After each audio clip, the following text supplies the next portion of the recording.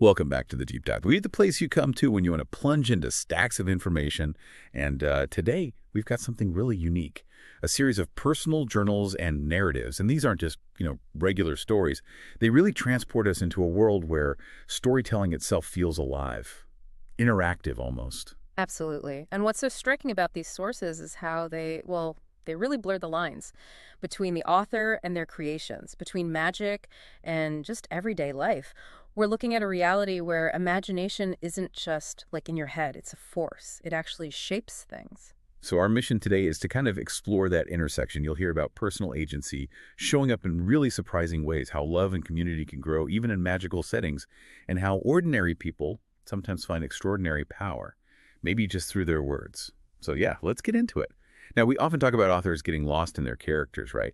But these journals, they suggest something much more literal. Can you tell us about Rose writing? She's the main author here, and her characters apparently quite literally live in her head. Yeah, it's a really mind-bending idea. Rose, who her character is called the authoress, has these creations inside her head who are fully sentient. They know she's there. Take Juliet, for example. She's not just some idea on a page. She has strong opinions, a mind of her own, and she actively pushes back against Rose's plans for her story. Wow, so she actually argued with her own character. Is that a writer's dream or more like a nightmare? How did Rose handle it when Juliet just said no? Exactly. It's quite the dynamic. Rose initially wanted Juliet to be ravished, was the word used, by this male character, Damon, before they were married. But Juliet's response was really direct, defiant even. Not before marriage, I'm not that kind of girl. And she didn't stop there. She criticized Damon, called him too full of himself. Basically, he'd be predatory. So this isn't just a character quirk. It's a real challenge to the whole idea of creative control. It suggests these fictional lives, they want self-determination. And you can really feel Rose's frustration in the journals. She writes something like, "She's my character. Why won't she act the way I want her to?" But in the end, she has to give in. She decides to just marry Juliet off because she can't make her do what she wants. And then what's even more interesting, Juliet finds love with Ivy, who's a female barn hand. Rose's first reaction is apparently quite funny, like, "Oh my God, Juliet, not old MacDonald." But she comes around really quickly, right, supports them. Notes Ivy was lovely, calls Juliet the sister I never had. And that's really the core insight here, I think. It shows the characters finding their own happiness, totally separate from what the author first planned. It forces Rose, and us reading it, to question that power dynamic. Who's really in control? Even Ivy, the character Rose created, directly thanks her for dreaming me up, right? That kind of meta-awareness really blurs the lines and gives these characters a definite sense of self, of agency. Okay, so beyond Rose's inner world, these narratives introduce some other really incredible figures. One that really jumps out is Lupinia, or Lutan. What makes her so central to Rose's story?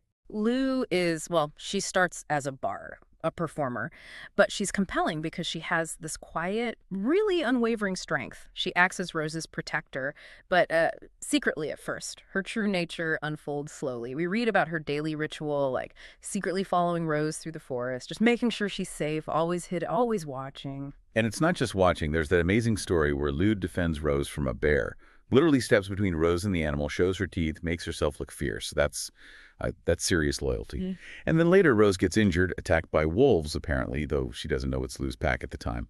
Lou finds her, cleans her knee, bandages it up, and then carries her home piggyback style. Rose describes her as strong as an ox, shows her incredible physical strength. And what's really fascinating is Lu's own internal struggle. She's hiding the secret. She's a werewolf. The journals mention her allergy to wolfsbane, this physical flush of heat that signals her transformation is coming. Eventually, the secret does come out.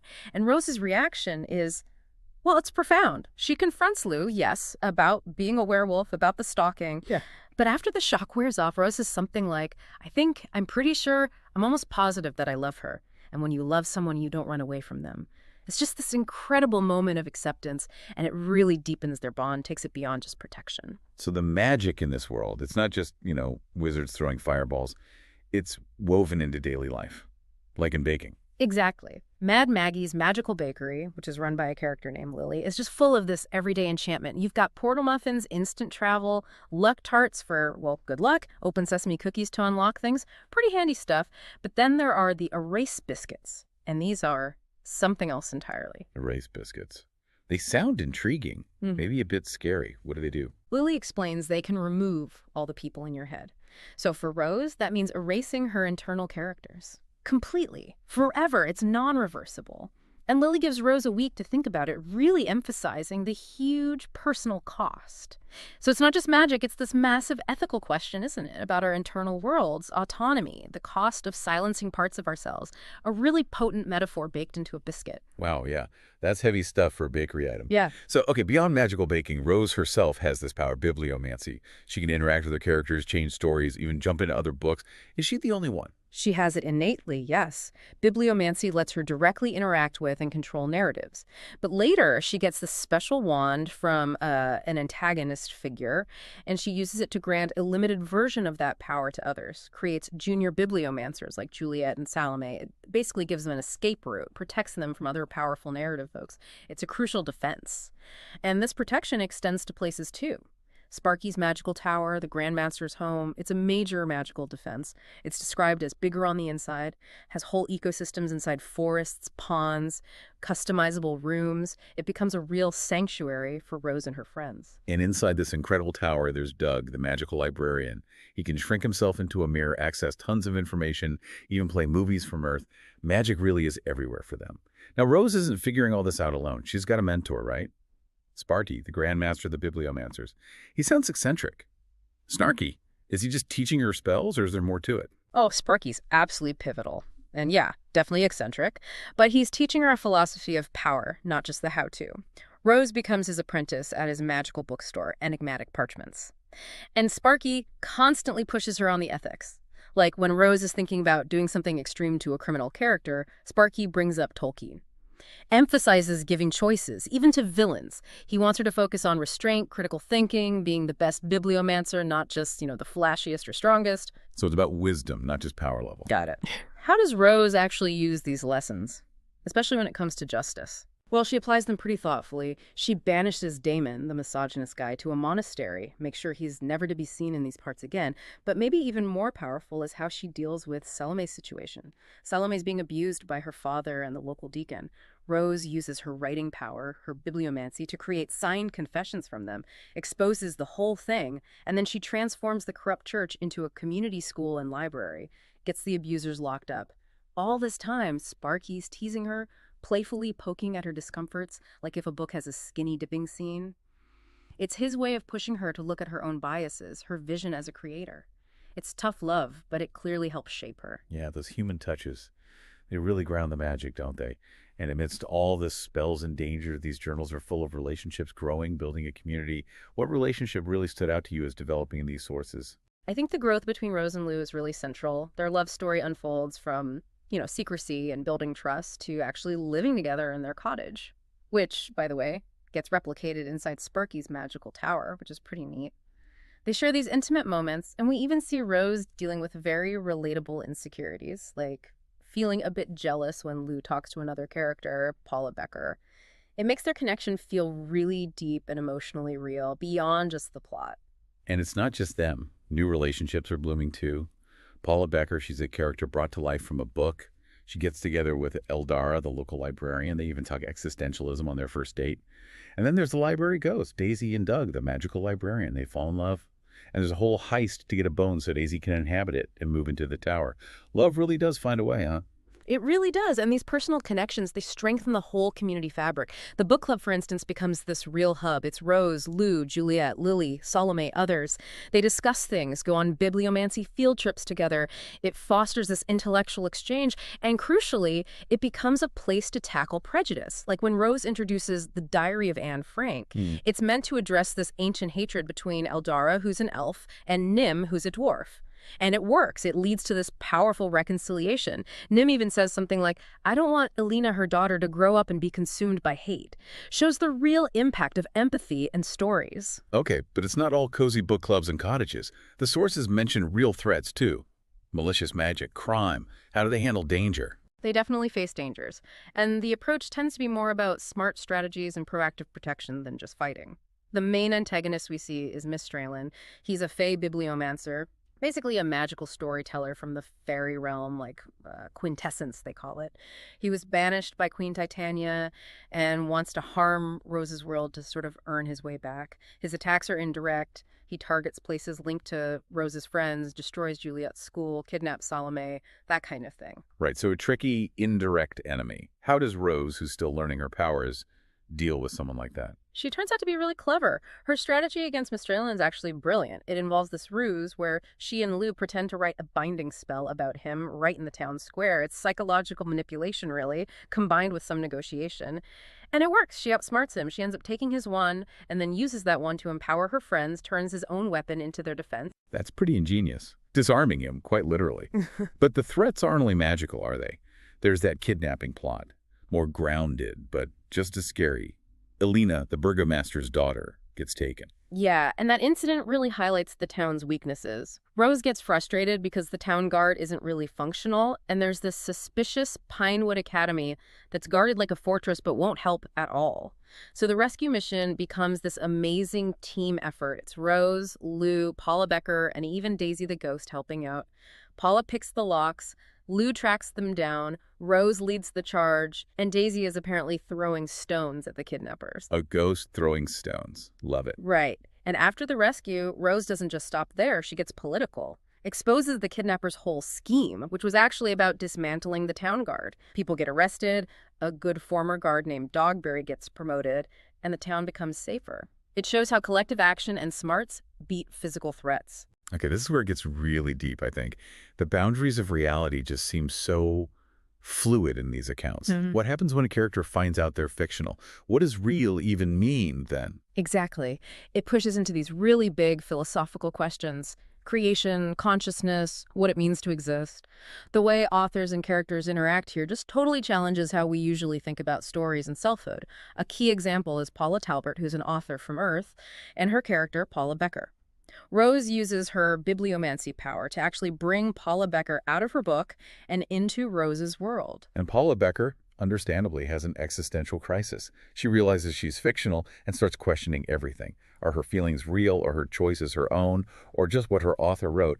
That must be incredibly disorienting, just having your whole sense of self pulled out from under you. Absolutely. She voices it too, says something like, "I'm just a character, I think I'm just an extension of Talbert."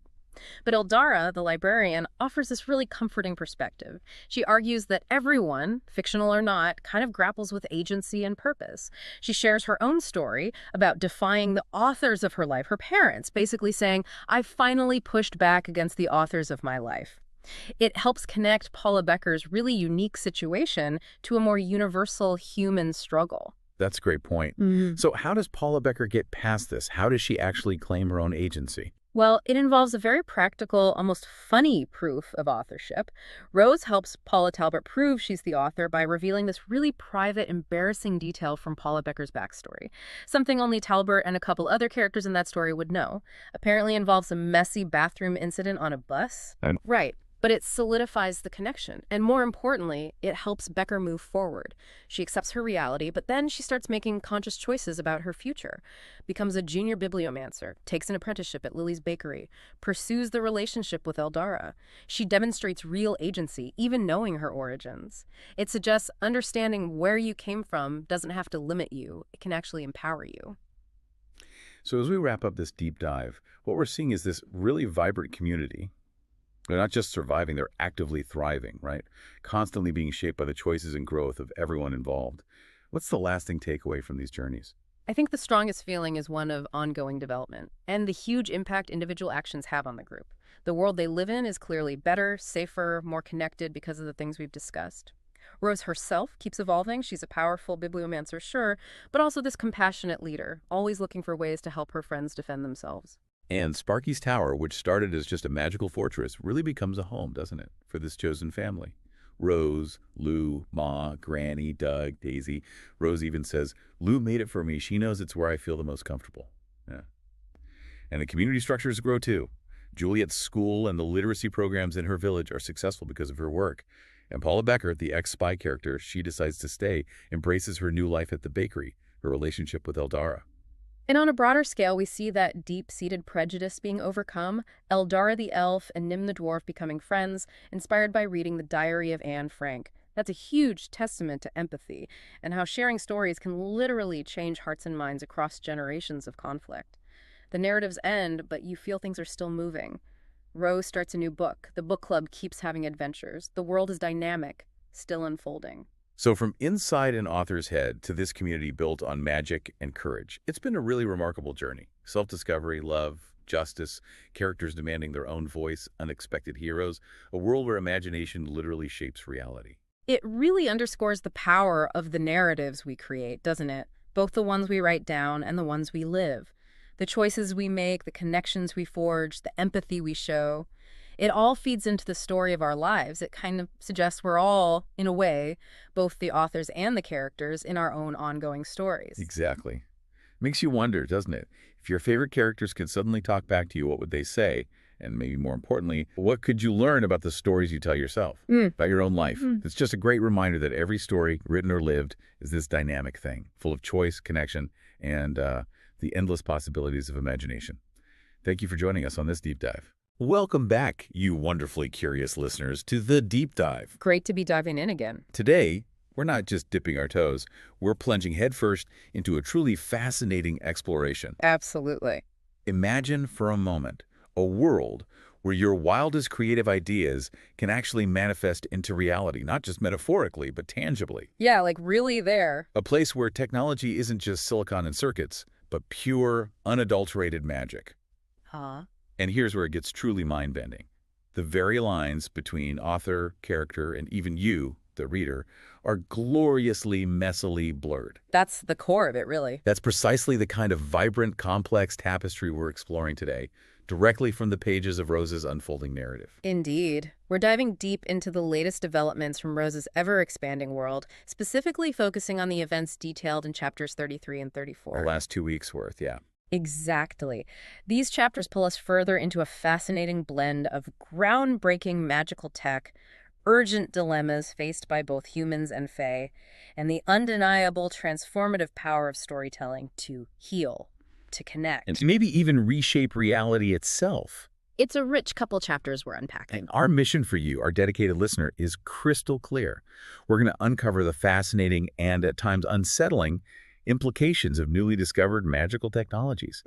We'll explore how profound compassion can shine brightly in the face of ancient rigid laws. Yeah, that contrast is stark. And we're going to celebrate the truly transformative power of narrative, all while keeping you absolutely hooked with every twist and turn this incredible story throws our way. Sounds like a plan. So let's get started on this deep dive. Let's embark on this journey. #TagI, the entrepreneurial spirit and ethical quandaries of Wildwood's magic. Okay, let's unpack this first bit. Our first stop takes us to a surprising new chapter for a familiar face, Paula Becker. Right. We've known her for so long as this, well, formidable spy, master thief, always in the shadows. Cunning, efficient, sometimes pretty ruthless, let's be honest. Absolutely. But now, in these latest chapters, she's turning over an entirely new leaf. It's quite the pivot. She's expressing this keen interest in a distinctly different kind of mastery, one that seems almost, I don't know, the opposite of her past. And what a pivot it is. Paula is now actively seeking an apprenticeship with Lily at the Magical Bakery. Not just hanging around or gathering intel, you mean? No, this isn't just about gathering ingredients for some scheme or, a cover story. The text gives us concrete evidence. Like what? Well, she's genuinely interested in learning the trade itself. She offers Lily a weekly teaching fee. Okay. And it's a significant amount, apparently, from the insane amount of money she got from Rose for that museum heist. Right, the heist money. And she specifically suggests it goes towards Salome's nest egg. That's quite specific, quite generous. It really is. That speaks volumes, doesn't it? It does. And beyond that, she decides to rent a room from Lily, rather than getting her own separate apartment somewhere. So embedding herself in that little community. Exactly. This isn't a fleeting interest. It feels like a real commitment. It certainly reads like a profound shift.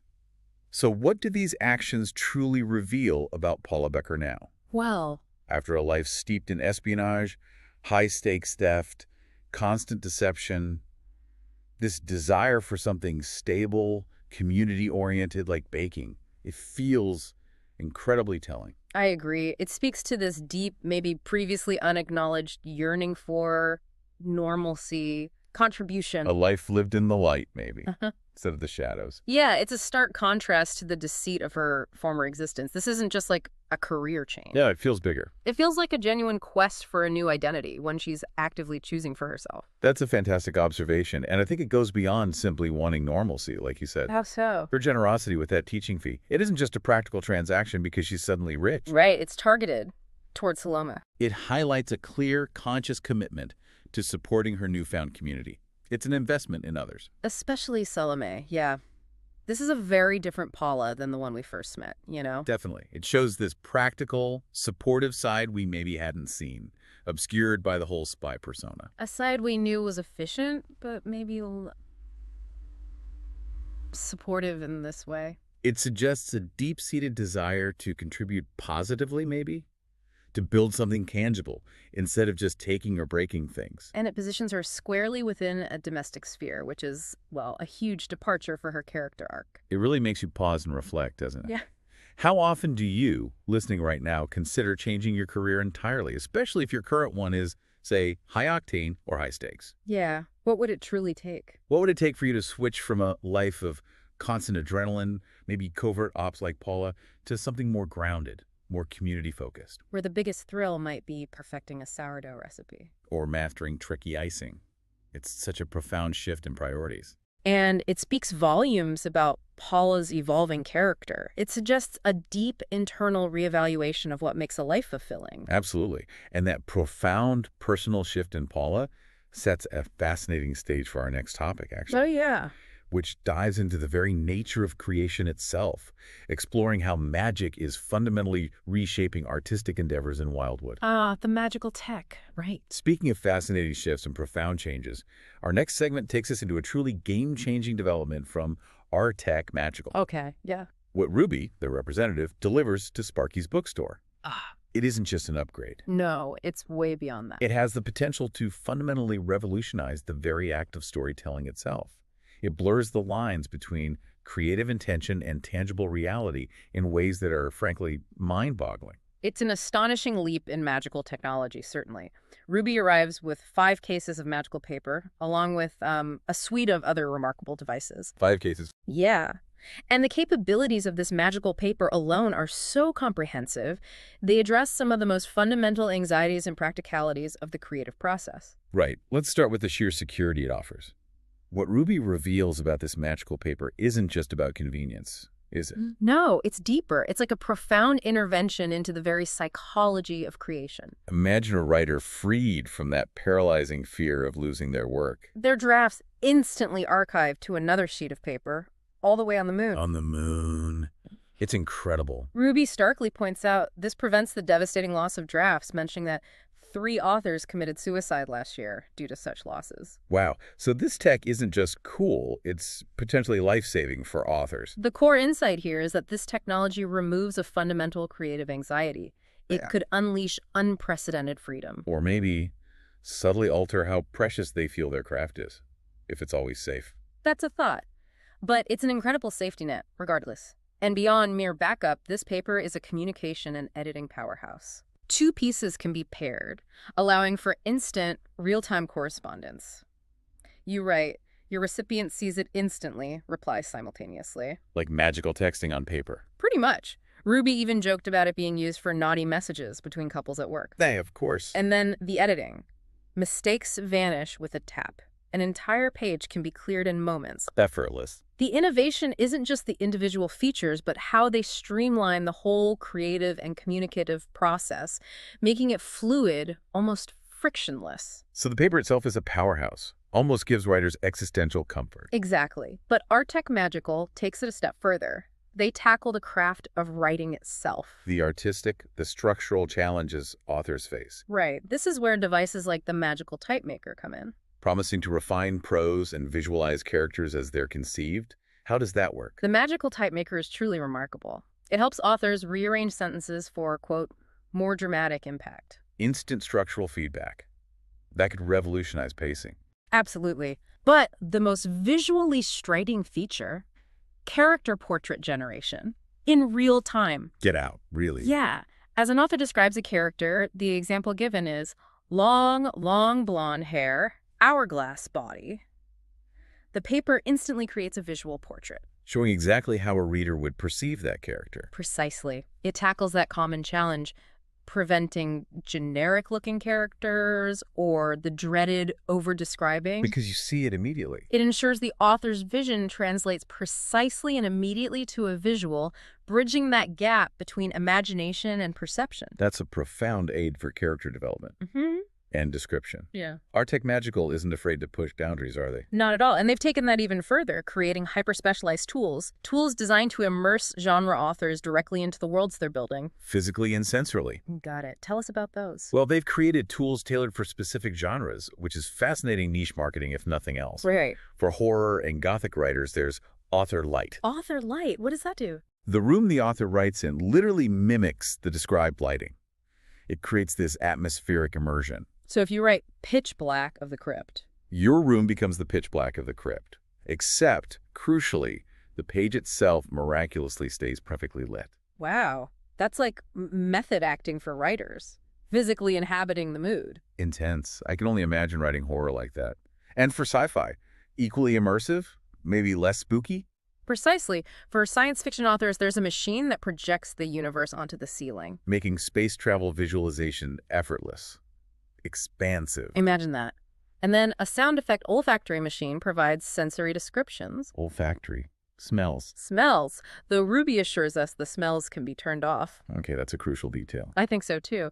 Given some of the unique scents you might describe in a sci-fi epic, sewage planets, anyone. Please know, these tools aren't just about writing.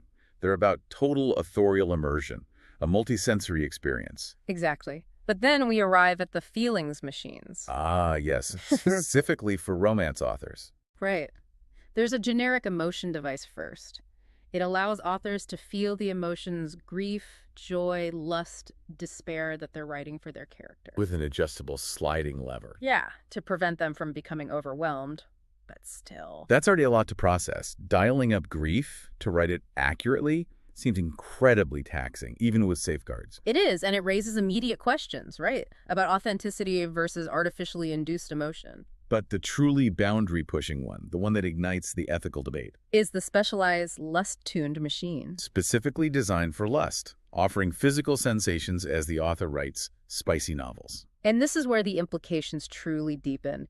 It comes with waivers. Lots of them. Why?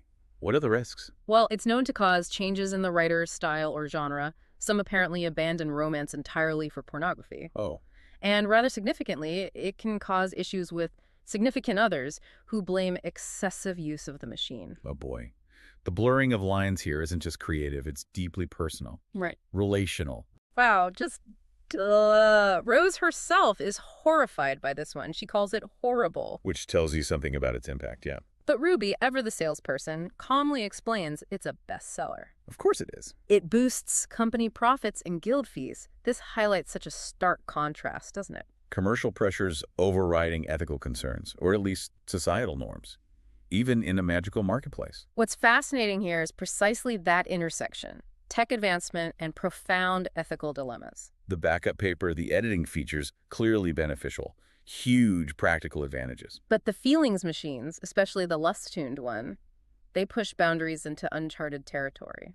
Is experiencing these emotions artificially really artistic vision? Or does it cross into self-exploitation, maybe even an addictive escapism with real-world consequences? The impact on relationships, the shift from romance to porn, that indicates a significant ethical line being crossed. With the potential to fundamentally alter someone's life, their art, their relationships. It raises questions about consent, authenticity. The very nature of human connection when feelings can be manufactured on demand? Absolutely. It makes you wonder, if you were a writer in this world, which tools would you use? Would you jump at the author light? The type maker? Or would the feelings machines be too much? Too intrusive? And where would you personally draw the line? When tech starts to alter not just your creative process, but your personal life, your relationships, your very sense of self. It's a question that resonates far beyond fantasy, doesn't it? Into our own tech-saturated lives. #2. a desperate plea, and the shadows of Fey law. It really does. And this brings us to a significant shift in tone in the chapters. Yeah, the discussion of this advanced magical tech gives way to a very human, very urgent crisis. What's fascinating here is how Rose's deep compassion shines through. It cuts through all the complex ethics we just discussed and grounds us firmly in empathy. Exactly. Ruby, the R-Tech magical rep, who was just delivering all that tech with such, professional attachment, Suddenly reveals this deeply personal, devastating secret. her sister Opal is severely ill. Ruby describes her as so thin. It sounds dire, emaciated. She needs a long road of recovery. And Rose. Well, Rose doesn't hesitate for a second. No questions, no proof needed, just immediate help. She suggests either the farm vet from Juliet's World of Wiz or a town alchemist. And Ruby chooses Dr. Denton, the alchemist. It's just this spontaneous act of pure, unconditional aid. Rose's swift action here. It isn't just showing off her evolving bibliomancy, her power. No, much more importantly, it's a profound demonstration of her inherent kindness, her empathy. She doesn't just offer suggestions, she acts. Immediately transports Dr. Denton, then brings Ruby and the unconscious Opal straight to the Grandmaster's tower. Her sanctuary, a place of safety, advanced magic, healing, that Rose has really made her own. And the sanctuary she offers is truly remarkable. It reflects not just her power, but her thoughtful consideration too. How so? Ruby's horse gets the first level forest for grazing. Its well-being is considered. Yeah, nice touch. And Opal gets a magical bedroom, tailor-made for comfort and healing, designed to help her recover. Ruby is profoundly touched by this, right? This overwhelming, unexpected kindness. She expresses immense gratitude. It really emphasizes Rose's character development, from an author dealing with fictional creations. To a powerful bibliomancer, using her abilities for real-world good. Or, well, a Main Ablash world good. Her immediate, unhesitating offer of sanctuary highlights her core values. She's a hero who wields immense power, but also immense empathy, using her gifts to protect the vulnerable. It's a powerful moment. It underscores the human element at the heart of this magical world. Compassion is Rose's driving force. But despite this incredible hospitality, this haven, there's still this palpable desperation from Ruby, isn't there? Yes, definitely. Which raises that important question for us. What deeper, darker forces could be at play to keep Ruby so anxious, even in Rose's tower? This raises an important question. Why is Ruby still so desperate, despite Rose's overwhelming help? And the answer, well, it lies in a darker, much more rigid side of the Fey world that we haven't fully seen before. A bureaucracy that clashes sharply with individual needs. Ruby explains this chilling aspect of Fey law. All full-blooded Fey must reside in quintessence for 10 years of magical training. Starting at age 10, mandatory. And the critical detail, the thing that makes their situation so precarious, Opal is 11. And crucially, she looks full-blooded, even if she isn't entirely. The records were destroyed. So she is at imminent risk of being taken by Fey authorities, ripped away, regardless of her health, her trauma, her family situation. This isn't just a rule, it's a constant threat that has shaped Ruby's entire life with Opal. And Ruby's personal backstory. Oh, it adds such a tragic, heart-wrenching layer to her desperation. It makes her fear completely understandable. She reveals her parents and little brother died in a house fire. A devastating fire that also destroyed all their family records, the very proof that might have clarified Opal's bloodline and saved her from this law. Ruby somehow managed to save Opal, who was only 8 then, from the blaze. But then they were separated in foster care. Yeah. Even in a Main Ablash, that system seems fraught. When Ruby finally turned 18, she found Opal again, only to be told her sister would likely be sent to a Fey magical boarding school until she turned 20. Facing this rigid, impersonal fate, Ruby chose to flee with her sister. She wouldn't let them be separated again by a system with apparently zero compassion. this backstory adds so much depth to Ruby. It explains her guarded nature, her fierce protectiveness, the sheer desperation. And it exposes this more rigid, bureaucratic, maybe even harsh side of Fey society. It's a stark contrast to the whimsical, sometimes capricious figures like Oberon and Titania we've seen. It reveals the Fey world isn't just magic and wonder. It has its own cold, unyielding laws. So the Grandmaster's Tower isn't just a home for Rose anymore. For Ruby and Opal, it's a literal sanctuary, a refuge from this imposing legal and magical system. A system that prioritizes its own stringent laws over individual circumstances, over family bonds. It paints a picture of a magical bureaucracy that's actually quite terrifying in its inflexibility. If we connect this to the bigger picture, It shows that even in magical realms, laws can be rigidly applied without nuance. And the vulnerable get caught in the gears. It underscores that theme of agency and protection running through Rose's narrative. Personal compassion clashing with established systems. Forcing Rose to choose where her loyalties lie, where she exerts her power. Ruby and Opal's plight highlights the very real human cost of such rigid systems, even in a world brimming with magic. And shows how deeply personal stories intersect with those big, overarching societal rules. Tag 3. The magic of storytelling, healing, and found family. So what does this all mean for Opal, this young, traumatized, severely ill child now in sanctuary at Rose's tower? Safe, but still healing. Well, healing, as it turns out, can come in the most unexpected and truly magical forms. Especially when you have a sentient librarian mirror hanging around. Right, Doug. This is one of the most heartwarming and, frankly, imaginative moments in these chapters. Rose, being Rose, recognizes Opal's need for comfort. She asks Doug for an illustrated edition of The Hobbit to cheer Opal up. A classic choice. But Doug, being Doug, has a better idea. He's not just a keeper of stories, he's a storyteller himself. And what a better idea it is. Doug shrinks himself down into a mirror. And plays a movie for Opal. Rose describes it as a drawing that came to life with music and songs of The Hobbit. Oh, wow. Like an animated version just for her. Exactly. Opal understandably adored it after everything she's been through, to have a beloved story brought to life just for her. Captivating her imagination. That would be immensely comforting. She immediately wanted to watch it repeatedly, completely drawn in. This is more than entertainment. It's like a balm for a wounded soul. What's truly lovely here is Doug's playful yet firm intervention, though. Right. After 2 viewings, he refuses to play The Hobbit again. He insists they try something else. It's not just a librarian managing his collection. It's almost like a gentle, wise parent encouraging a child to explore new horizons, isn't it? It really is. So what does he show her instead?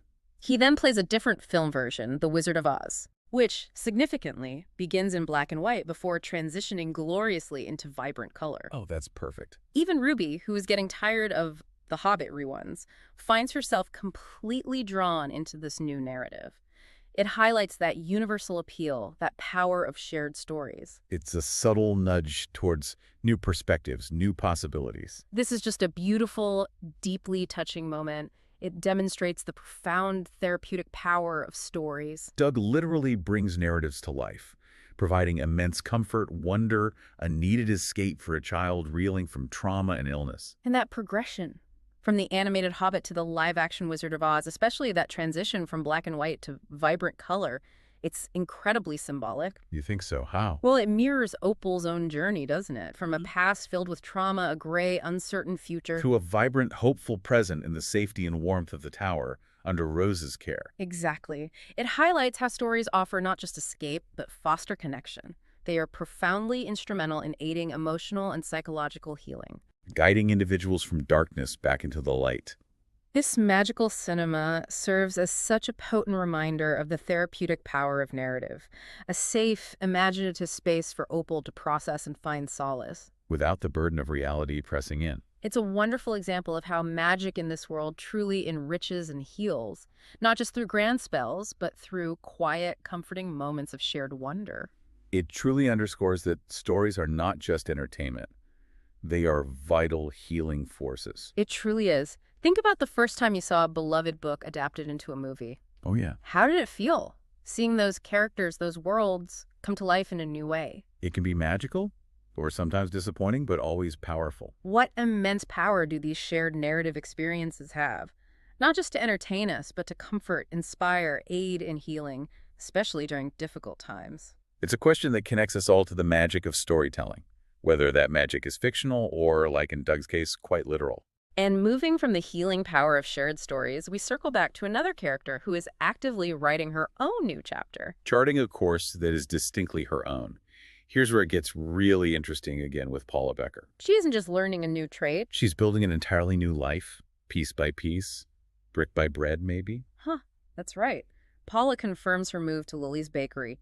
She expresses palpable relief, excitement about this new, unexpected path. It's not just temporary. It's a commitment to a different future for her. And Rose, ever supportive of individual agency, self-determination, she fully backs Paula's decision. She even acknowledges that working in a magical bakery will indeed be plenty exciting for a former spy and master thief. Recognizing that even in a seemingly mundane setting, there's a unique thrill for someone like Paula.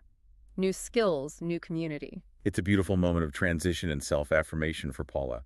But she's worried, isn't she, about telling her author? Yes, she initially expresses apprehension about telling Talbot, worried he'll disapprove or be disappointed she's straying from the spy narrative he wrote. But Rose reassures her, drawing on her own deep understanding of that author-character dynamic and her growing power. She assures Paula that Talbot will be supportive. He'll understand that Paula is now charting her own course, defining her own purpose. Beyond any pre-written script, Rose's assurance is almost like a blessing, isn't it? For Paula to embrace her autonomy. This decision by Paula, moving out, pursuing the apprenticeship, it marks a truly significant step in her journey of self-discovery and agency. After all that questioning of her own identity as a fictional character, grappling with having an author. She is actively choosing a path that aligns with her newfound desires. Community, stability, genuine contribution. She is consciously separating herself from the narrative that was once solely dictated by her author. It's a powerful act of self-determination. And Rose's encouragement just reinforces this powerful theme, supporting individual choices, self-determination within this magical kind of meta world. Paula is truly becoming her own author, writing her own story. Absolutely. It makes you reflect, doesn't it? How do you define your own story? Are there moments when you genuinely feel like you're holding the pen, writing your own narrative, making active choices that shape your future? Or do you sometimes feel like you're following a script someone else laid out? Societal expectations, past choices, external pressures. Paula's journey, from master thief to aspiring baker, it's such a powerful testament to finding your own voice. And choosing your own path, even when that path is utterly unexpected, and perhaps all the more fulfilling for it. #outro. Absolutely. What a journey we've been on today through chapters 33 and 34. A lot happened in just 2 chapters. We've navigated the cutting edge of magical technology, Marveling at its potential to revolutionize creativity. while grappling with those profound ethical implications, especially those feelings machines for authors. They really challenge our notions of artistic authenticity, personal well-being. Yeah, the lust-tuned one, particularly. Yikes. And then on the flip side, we witness the profound impact of compassion, Rose extending unconditional aid and sanctuary to Ruby and Opal. Showcasing how empathy can shine brightly, offer solace, even against daunting, rigid fey laws threatening families. We saw how stories, animated or live action via Doug's magical cinema, can bring comfort, wonder, deep healing to a traumatized child. Reminding us of narrative's therapeutic power. We've also celebrated how characters like Paula Becker are actively forging their own destinies, moving beyond their predetermined narratives. To find family, purpose, and a truly authentic sense of self in unexpected places, like a magical bakery. These chapters truly highlight the vibrant living nature of this world. Characters aren't just puppets, they're individuals with agency, evolving desires. So as we close this deep dive, here's a provocative thought for you to carry forward. Okay, let's hear it. In a world where authors can literally shape reality, where sentient libraries offer comfort and companionship, where fiction can quite literally come to life and alter destinies, what does it truly mean to be real? And to have free will. Exactly. And as you immerse yourself in stories, books, movies, deep dives like this one, what responsibility do you, the reader or listener, bear? Responsibility for the worlds and characters you engage with, knowing the profound impact stories can have. That's a deep one. Perhaps the real magic isn't just in the pages of a book or the fantastical abilities of a bibliomancer, But in the connections we forge, the empathy we extend, both in our own lives and in the captivating narratives that draw us in. the power to create, to heal, and to choose our own story. That seems truly extraordinary. Keep exploring, keep questioning, and remember the incredible power of your own story. We hope this deep dive into chapters 33 and 34 has illuminated the richness of Rose's world for you. We'll see you next time on The Deep Dive. Welcome to The Debate. Today, we're diving deep into, well, a really fascinating moment from our source material. The dramatic confrontation and then the eventual, surprisingly swift reconciliation between the elf Eldara and the dwarf Nim. Now, this isn't just some simple disagreement. It's a conflict rooted in millennia of ancient animosity over the land known as Quintessence. Yet, it culminates in this this rapid resolution after these two are compelled to read a single piece of literature. Right, and that brings us to our central question today. Does this swift reconciliation between Eldara and Nem, after reading just one book, does it truly demonstrate literature's profound, transformative power to overcome ancient prejudice?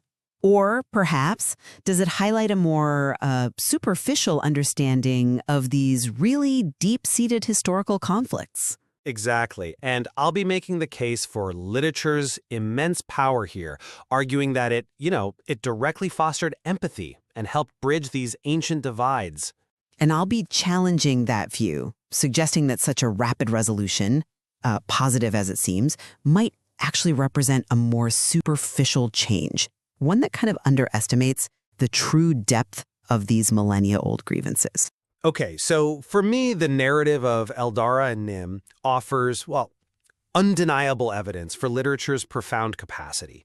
Its ability to foster empathy and fundamentally shift deeply ingrained perspectives, even those forged across, vast stretches of history.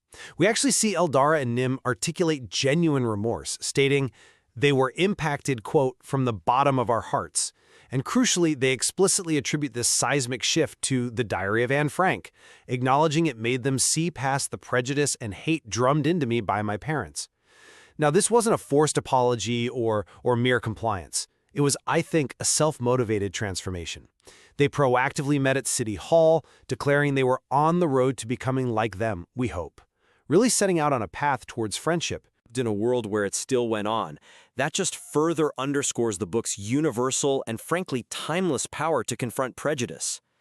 This profound personal and communal shift, directly initiated by a single book, serves as compelling evidence that a powerful narrative can indeed cut through centuries of inherited animosity and reveal a shared humanity. It's really a testament to what some call narrative transportation, that immersion into another's experience that transcends these abstract historical grudges. I admire the optimism, I really do, but I find myself compelled to approach this from a very different angle. While it's certainly inspiring to suggest that a single book can realistically erase, thousands of years of intergenerational hatred and conflict, that strikes me as, frankly, a monumental oversimplification. Consider their initial animosity. Eldara's immediate dismissal. Don't bother, dwarf. You think I'd stick around a room that smells of dwarf? No way. And Nim's equally contemptuous. Elf. It's visceral. Yes, it's quite stark. Exactly. And their joint declaration, we're still at war, regarding quintessence. This reveals a deeply entrenched prejudice. So the sheer speed of their reconciliation, happening seemingly overnight after a single reading, it just feels entirely incongruous with the immense historical weight of their conflict. This rapid change, while, welcome on the surface, could easily signify a superficial or perhaps situational compliance, maybe more influenced by Rose's strong condemnation and her equating their behavior to historical racism, rather than a fundamental, deeply rooted internal reevaluation that fully grapples with millennia of grievances. And that phrase, on the road to becoming like them, we hope, that could be interpreted not as an achieved transformation, but as a very cautious aspiration, highlighting the enormity and perhaps the uncertainty of the task ahead. It speaks more to the beginning of a long journey, not the immediate eradication of such a profound issue. That's a strong opening, and I certainly understand the skepticism regarding the speed. But let's dive into the nature of this prejudice itself for a moment. You've emphasized the thousands of years and the visceral animosity, which is fair, but the material also gives us that crucial detail. Eldara and Nim explicitly state this was hate drummed into me by my parents. Now, that phrasing is vital because it explicitly frames their prejudice as a learned behavior, right? A cultural inheritance, rather than some innate, unchangeable truth of their being. And anything learned, no matter how deeply ingrained, is, susceptible to being unlearned. It can be countered by new narratives that expose its irrationality and its devastating human cost. Well, I agree it's learned, but I would argue that hate drummed into me by my parents signifies something far more profound than just a simple learned behavior. It suggests a deeply embedded, culturally transmitted prejudice forming part of their core identity, their lineage. We're not talking about a casual opinion picked up somewhere. This is closer to what sociologists might call collective memory, a shared understanding of the past that shapes group identity and really solidifies perceived injustices. This kind of inherited animosity, spanning thousands of years and resulting in ongoing war over ancestral land like quintessentia, well, that transcends what you call petty reasons.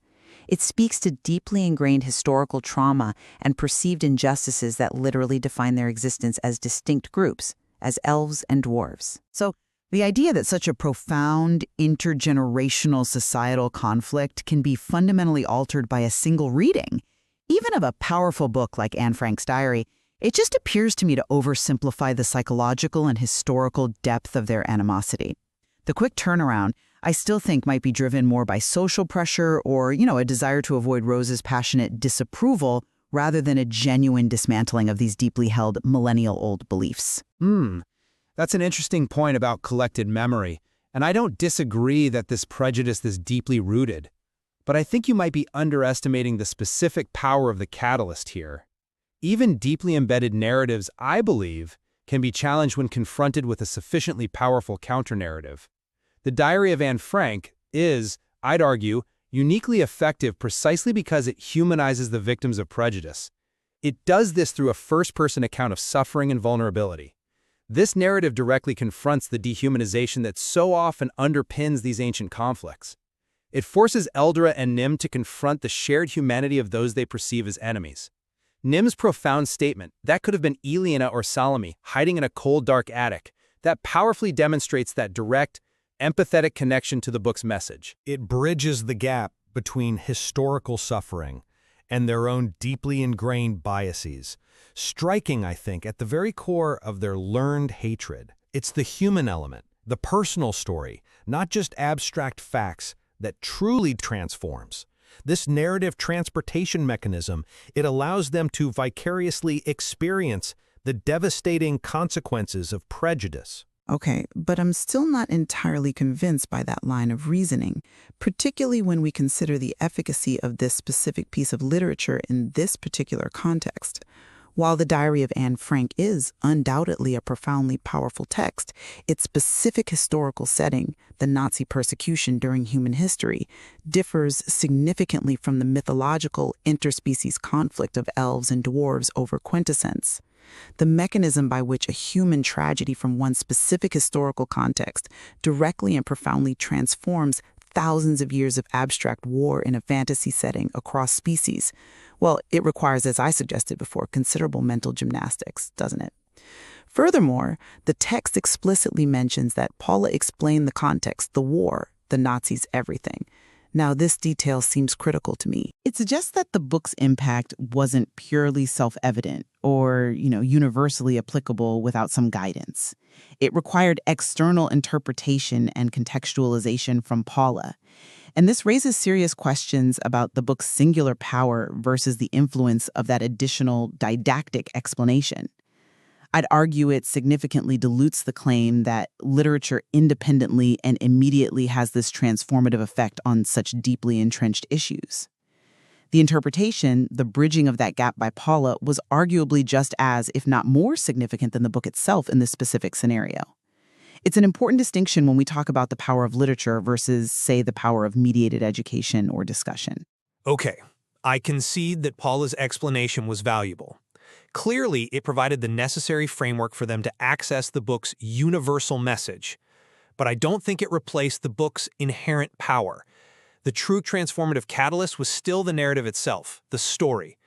Nim's statement, that could have been Eliana or Salome, shows that direct personal identification, translating the universal suffering into their specific context. This is precisely where literature shines, offering a deeply personal, emotional connection that, factual historical accounts often cannot. It bypasses the intellectual defenses we put up and speaks directly to empathy. If the context needed such complete explanation to the point of overwriting the text, then why did that personal identification happen so profoundly? It suggests the story resonated far beyond its immediate historical setting. This direct emotional resonance is exactly what narrative transportation is designed to achieve. It allowed them to momentarily suspend their ingrained beliefs and experience the world through Anne's eyes, seeing the devastating human cost of prejudice firsthand. But is that truly transformative, or is it just a powerful emotional experience? My concern remains the leap between individual empathy for a specific victim in one very different context and the systemic, deeply ingrained historical animosity between two entire species. The fundamental attribution error might be at play here. They might empathize deeply with Anne Frank, a human victim, but still attribute the historical actions of elves or dwarves against their own kind to inherent character flaws within that species, rather than seeing it as a similar systemic issue rooted in prejudice.